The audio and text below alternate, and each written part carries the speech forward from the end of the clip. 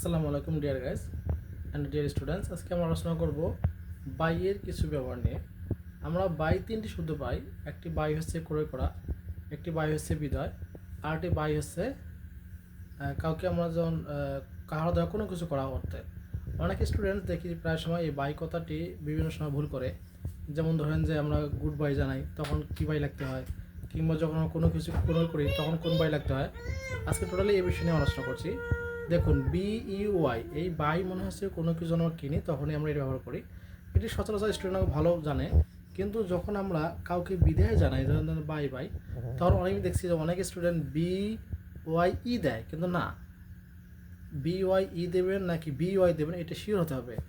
মনে রাখবেন যখন শুধু BY দেই তখন কাহারও দ্বারা কোনো কাজ সম্পন্ন করা বোঝাবে, আর যখন আমরা BYE দেব তখন আমরা এই টাটা বাই বাই দেবো। এই বিষয়টি মনে রাখলে অনেকের উপকৃত হবে বলে আমি মনে করি। ধন্যবাদ, সবাই ভালো থাকবেন, সুস্থ থাকবেন। পারলে আমার পেজটিকে বেশি করে শেয়ার করবেন। আল্লাহ হাফেজ।